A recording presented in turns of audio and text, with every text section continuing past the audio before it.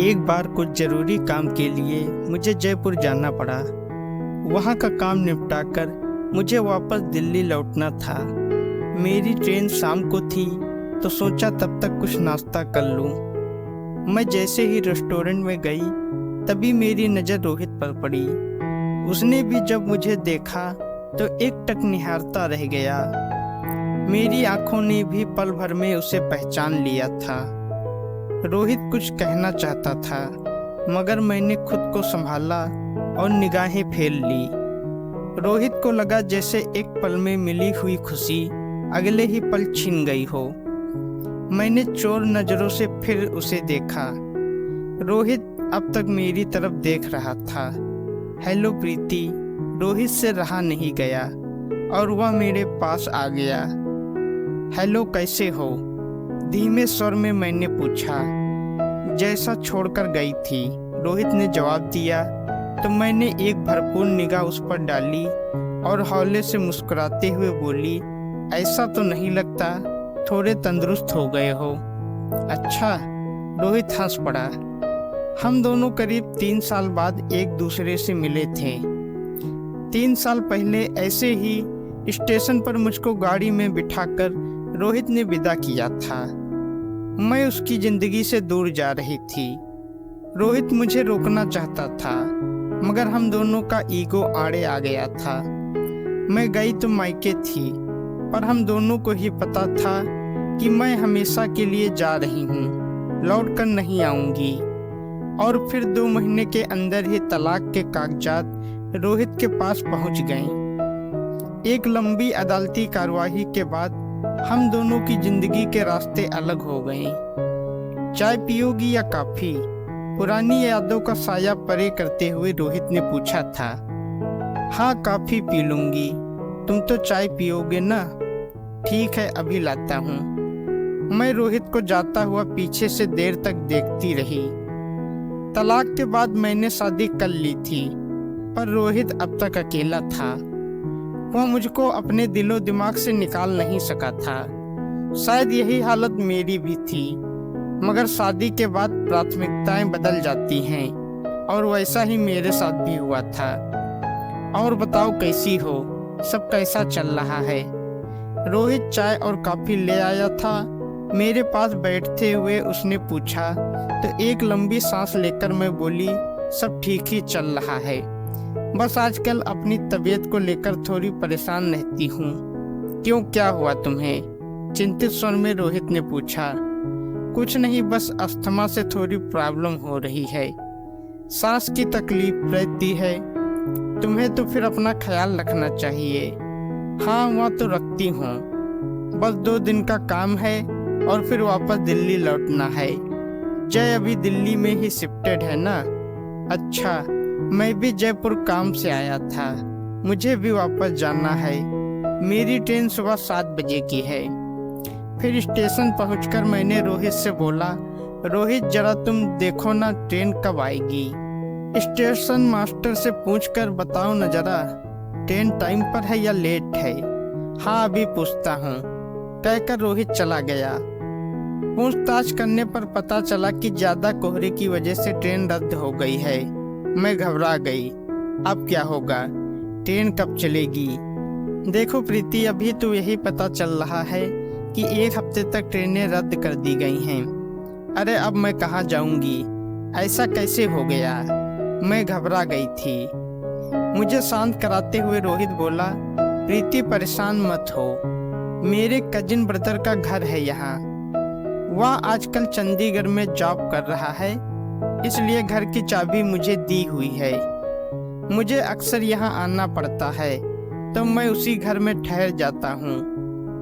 तुम भी मेरे साथ चलो, अभी तुम्हें वहीं ठहरा देता हूँ। इतना तो विश्वास कर ही सकती हूँ मुझ पर। ठीक है, मैं रोहित के साथ चल दी। रोहित मुझे लेकर कजिन के घर पहुँचा। 1 बेडरूम के इस घर में बाहर बड़ी सी बालकनी और झूला भी था। अच्छा खासा लॉन था। गलियारे में सुंदर पेड़ पौधे भी लगे हुए थे। घर छोटा मगर काफी खूबसूरत था। रोहित के घर पहुंचकर मैंने सारी बातें अपने वर्तमान पति यानी जय को बता दी। परेशानी के वक्त पुराने पति की मदद लेने और उसके घर पर ठहरने के फैसले को जय ने पॉजिटिव वे में लिया और मेरे सुरक्षित होने की खबर पर खुशी जाहिर की। थैंक्स रोहित, मैंने घर का मुआयना करते हुए कहा। चलो तुम फ्रेश हो जाओ, मैं खाना बनाता हूँ, तुम मेरी गेस्ट हो ना। अच्छा, तो अब तुम बनाओगे खाना? जब हम साथ थे तब तो कभी किचन में झांकते भी नहीं थे। वक्त और परिस्थितियाँ बहुत कुछ सिखा देती हैं प्रीति मैडम। आप हमारे हाथ का खाना खाकर देखना, उंगलियां चाटती रह जाओगी। क्या बात है, बातें बनाना तो तुम्हें खूब आता है ना चाहते हुए भी मेरी जुबान पर पुरानी यादों की तलखी आ ही गई थी। तुरंत बात सुधारती हुई मैं बोली, वैसे रोहित, काफी अच्छे बदलाव नजर आ रहे हैं तुम में। Thank you. रोहित मुस्कुराकर काम में लग गया। वाकई उसने बहुत स्वादिष्ट खाना बनाया था। मैंने स्वाद से खाना खाया। थोड़ी देर बातचीत करते हुए पुरानी यादें ताज़ा करने के बाद सोने की बारी आई। बेडरूम एक ही था। रोहित ने बेड की तरफ इशारा करते हुए कहा, प्रीति तुम आराम से सो जाओ यहाँ। तुम कहाँ सोओगे? मेरा क्या है, मैं बैठक में सोफे पर एडजस्ट हो जाऊंगा। मैं आराम से बेड पर लुढ़क गई।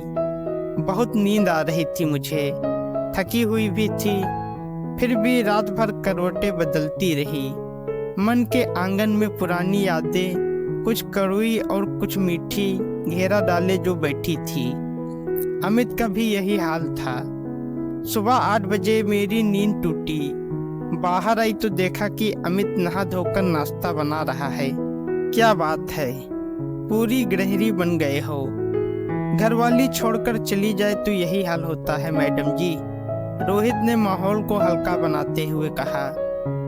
मैं लॉन में टहलने लगी, तभी रोहित चाय लेकर आ गया।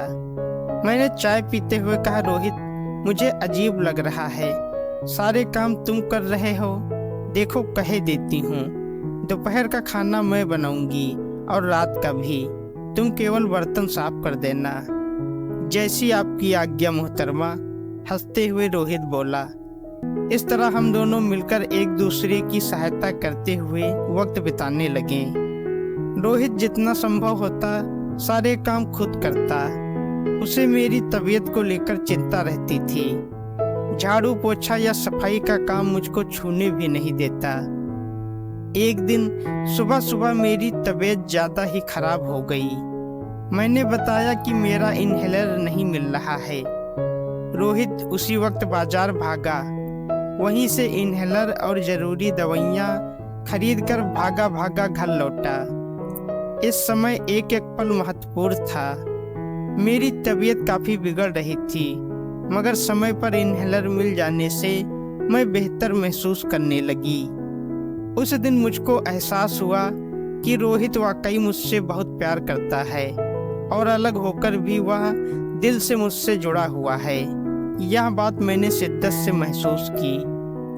मैं रोहित के पास आकर बैठ गई और उसके हाथों को थामते हुए बोली, मैं अपना अतीत पूरी तरह भूल जाना चाहती हूँ। आज से मैं केवल तुम्हारे साथ बिताए हुए ये खूबसूरत और प्यारे लम्हे याद रखूंगी। प्रीति, कौन कहता है कि एक्स हस्बैंड वाइफ दोस्त नहीं हो सकते। अब तुम तो जिंदगी में आगे बढ़ चुकी हो। हमारा पुराना रिश्ता तो अब जुड़ नहीं सकता, फिर भी दोस्ती का एक नया रिश्ता तो हम बना ही सकते हैं ना। उस दिन पहली बार हम दोनों गले लगकर खुशी के आंसू रोए थे। रात में मैंने रोहित को अपने पास ही सो जाने का न्योता दिया और बोली, आज मैं एक खूबसूरत भूल करना चाहती हूँ, बस केवल आज के लिए। अपने हस्बैंड को चीट करूँगी अपने दोस्त के खातिर। तुम तो बड़ी पाप पुण्य की बातें करती थी कि विवाह के बाद पर पुरुष को देखने पर भी नरक मिलता है या सती सावित्री ही आदर्श होती है, वगैरह वगैरह। रोहित बोला। मैं मुंह बिचकाकर बोली, वे सब पाखंड तो मैं अपनी मौसी से सीख कर आई थी। पता है, उन्होंने माँ को ही चूना लगा डाला। उनका पैसा एक ऐसी जमीन में लगवा दिया था जो थी ही नहीं और सिर्फ कागज थे। बचपन से हम समझते थे कि वे सुबह 3 घंटे पूजा करती हैं तो सही ही होंगी। उन्होंने माँ का वह कागजी हिस्सा भी बेचकर पैसे बेटे बहू को दे दिए। माँ बहुत रोई थी। तब से मैंने फैसला कर लिया कि झूठ फरेब में नहीं पड़ूंगी और अपनी शर्तों पर अपनी समझ से जीऊंगी। काश तुम्हें यह समझ पहले होती, कहता हुआ रोहित कपड़े फेंकते हुए मेरे साथ बिस्तर पर आ गया और मुझको अपनी बाहों में भर लिया। मैंने भी उसके गालों को चूम लिया और फिर हम दोनों एक हो गए। वो दिन मेरी जिंदगी का सबसे खुशनसीब दिन था। दोस्तों, अगर आपको कहानी अच्छी लगी है तो वीडियो को लाइक करें, शेयर करें और हमारे चैनल को सब्सक्राइब करें। धन्यवाद।